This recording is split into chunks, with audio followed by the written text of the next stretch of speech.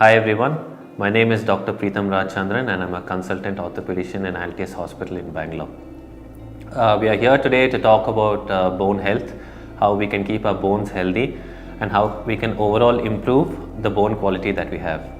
Bone health unfortunately is something that we don't really address because we are not particularly aware of it. So how healthy are our bones? So gone are the times where only old people used to have bone injuries. Now it is very common in our OPDs to see very young people coming with fractures and sprains that is not very relevant to their age demographic. Now why does that happen? We can bring this down to 3 or 4 main topics. Number 1 is lack of proper nutrition. By that what I mean is that with our present day and age, with the fast paced life that we live, we eat anything and everything that we can get. So we are not really contributing much to our own health and our nutrition with a specific regard to our bones. Now what can we do for that? Number 1, increase calcium rich content. By that I mean consume a lot of fruits and vegetables, anything that is green, anything that is yellow and anything that is white. So by green I mean green leafy vegetables, all the stuff that we usually don't like to eat as a kid we are supposed to have now. By yellow I mean fruits and vegetables that have a very high nutritional content, and by white I mean milk and milk products. By that I mean milk, paneer and any of its byproducts. So what calcium rich contents do is it improves our overall calcium levels in our body. But is that only enough? Now with all the IT sector booming in Bangalore especially, what we have come to notice is that the overall level of vitamin D and calcium is less, and these are just incidental findings when they come for their routine blood checkup. So why is that happening? They are overall healthy, they are playing, all of that is happening, but why is their vitamin D and calcium levels less?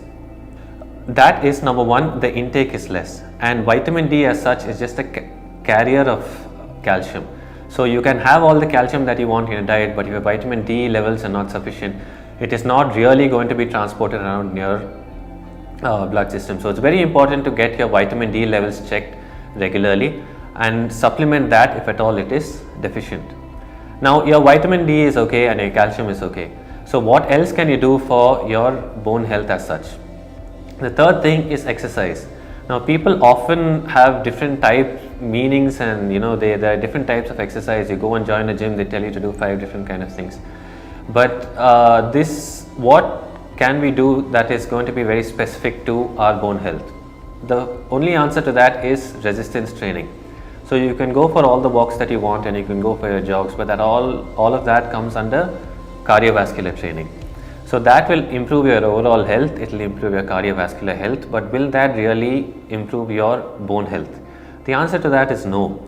So if you take MRIs of people who are athletes and people who aren't, you can see that the bone mass is sufficiently higher in people who have undergone any kind of weight training or any kind of athletic activity. Now even people who run, who are into athletics, have to do a good amount of weight training also. So it's very important for us to do what we call as resistance training. What is resistance training? Is trying to exert our body against any kind of resistance. Now it can be weights, it can be kettlebells, it can be resistance band or anything of that sort. So if we have a combination of all of this, that is good nutrition, good exercise and the right amount of vitamin D and calcium, we can overall have good bone health. Now what is the other thing that is really important? Now we move from our homes to our cars and from our cars to our offices. So what really happens is we have almost zero exposure to sunlight. Now people are very cosmetic nowadays.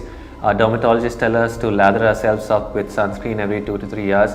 Our exposure to sunlight is almost zero. Sunlight again is a very important source of vitamin D. It helps us to convert the vitamins that are within our own body. It helps us to convert into a more active form of vitamin D. So a combination of all of this will help for us to improve our overall bone health. So just a recap, Number one is sunlight, second is a good amount of exercise, third is a good amount of nutrition, and the fourth is continuous monitoring of our vitamin D and calcium levels.